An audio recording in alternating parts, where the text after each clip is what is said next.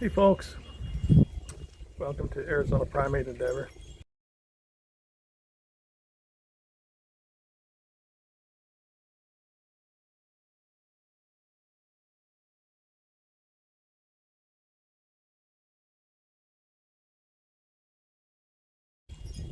I was out of town for a while and coming back, I stopped at a place in New Mexico. I did some squatching there. I'm not going to tell you where because while I was squatching, a gentleman showed up and he had quite a bit to say and he sent me some videos and stuff and it was really intriguing. So we ended up talking for like 3.5 hours and I'd never met this gentleman, but he's a really good guy. I'm not going to mention his name because he does have a job and he doesn't want, you know what happens when you tell people, you believe in Bigfoot and whatnot. Oh, you're going to get all the ridicule and. So out of respect for him, I'm not going to tell you where the spot is and I'm not going to tell you his name, but he had some really, really interesting things to say and we'll go over that a little bit later in this video. So keep watching and keep squatching.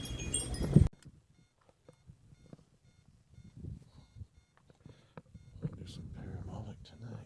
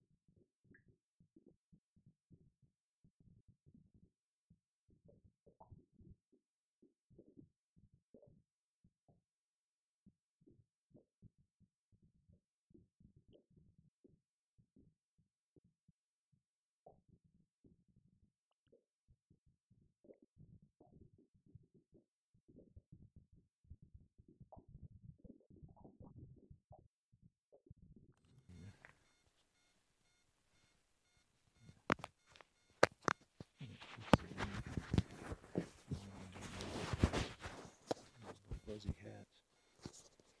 Put those on. Flip on. Yeah, better leave this so they don't fall off. One eternity later.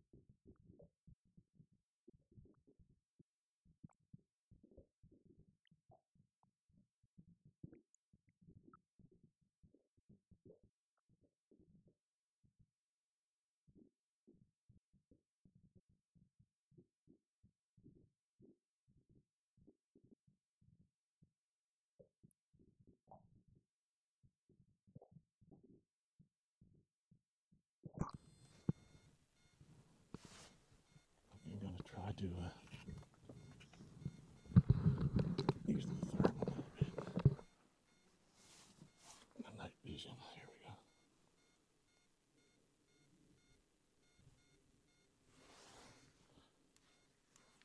Here we go. Activate it. You can see me.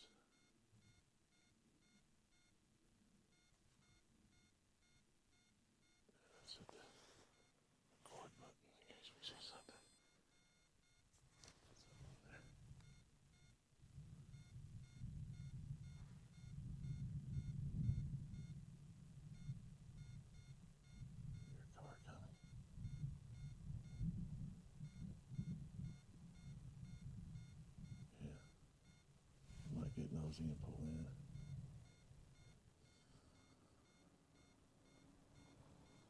Later in the night.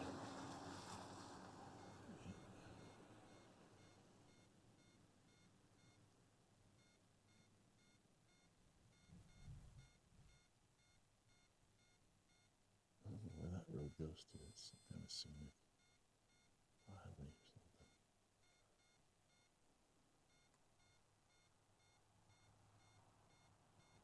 There's another car.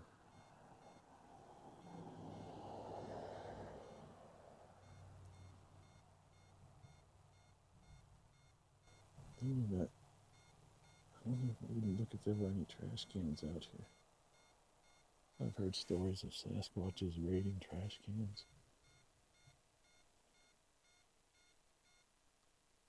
So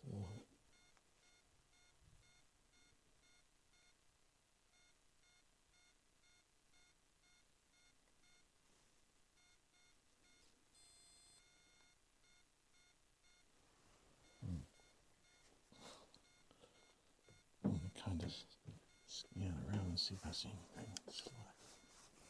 Because folks, it is absolute. If I turn these lights up, it is pitch black out here. Oh, I saw something move, but it's just been a shadow.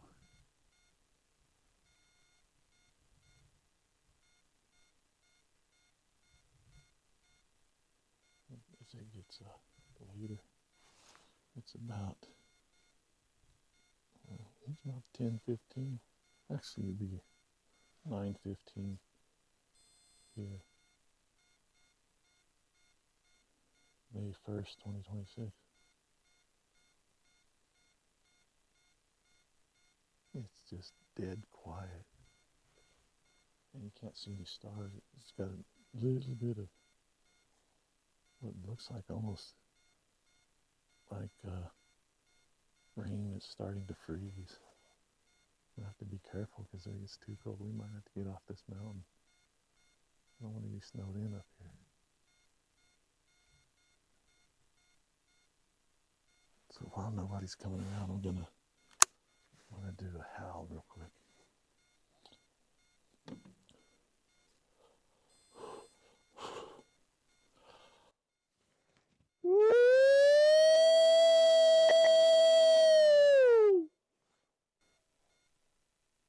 That echoed bad.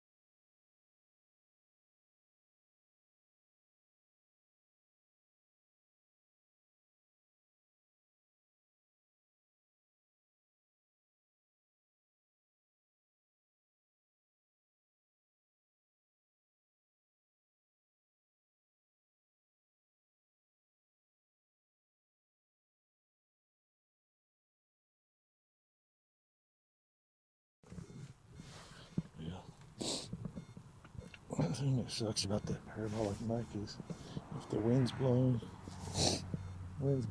if there's water around or a car coming, it just kind of sucks. But when it's quiet out like this, it works pretty good. Here comes that man. Maybe they're gonna leave. They might ask what's going on out here, which is pretty cool. I don't care. I don't care. I'll do what I want. How you doing? Yeah. Well, I'm from Arizona. We have a channel on YouTube, Arizona Primate Endeavor.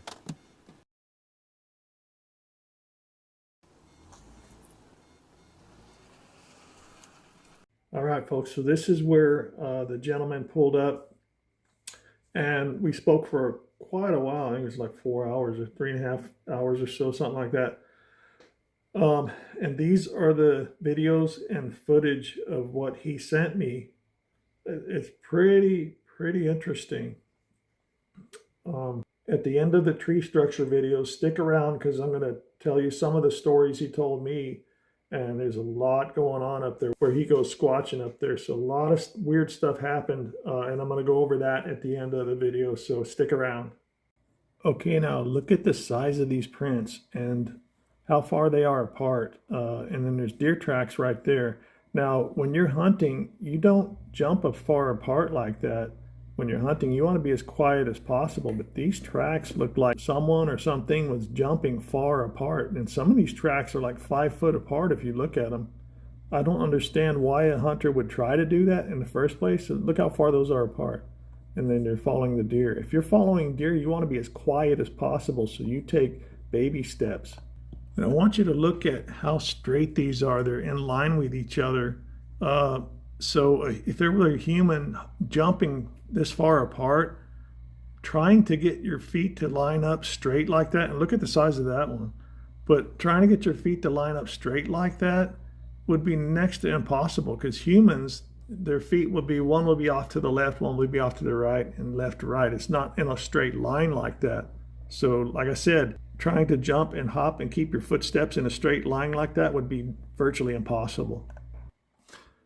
Now here are some interesting tree structures my friend sent me pictures of, the guy I met out there. These are so intricate, and I really don't think these are natural because like he said, there were some of them that were so tight and pushed down so tight that he could not pry them. He tried with all his might to pry these apart, and he couldn't get some of them apart. They were pushed together so tight.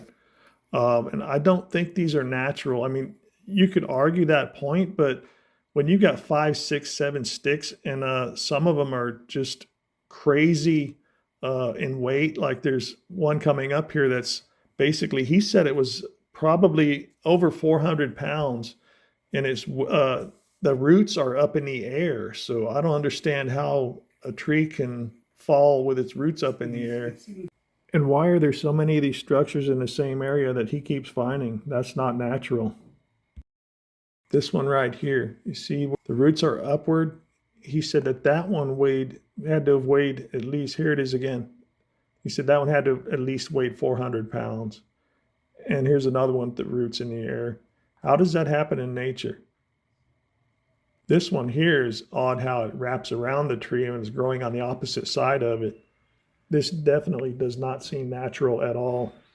Okay, now let's analyze this one. If you look right here, this tree is growing from the left side of the big tree.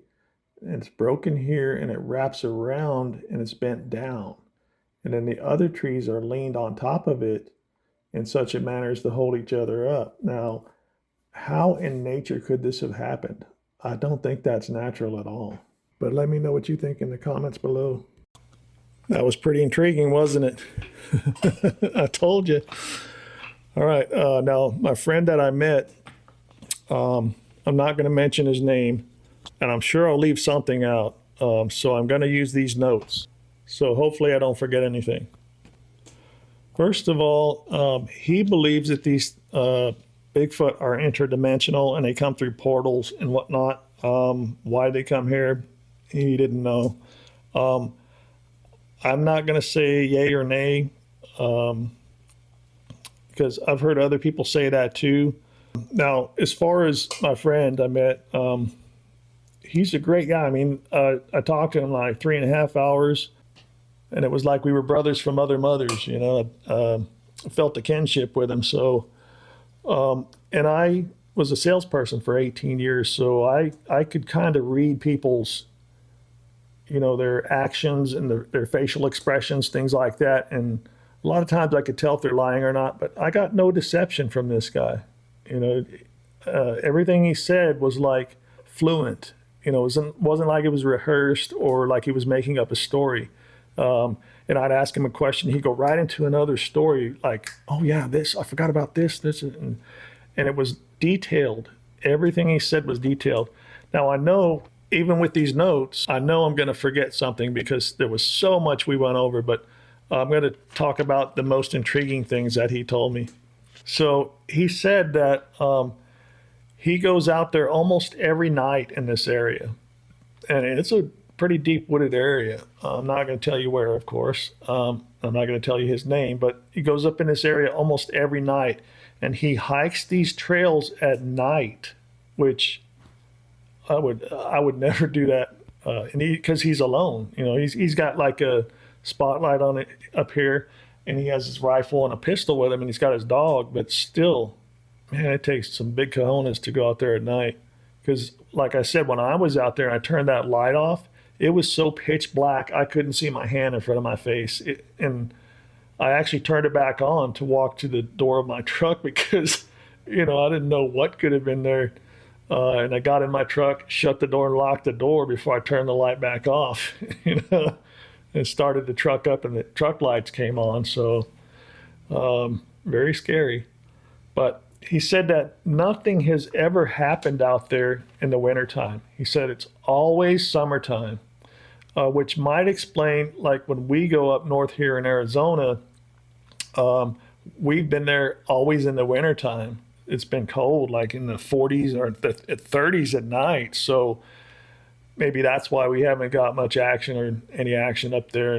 You know, other than that handprint on that water tower or that water tank that was a head scratcher for me. So anyway, let's get back into this.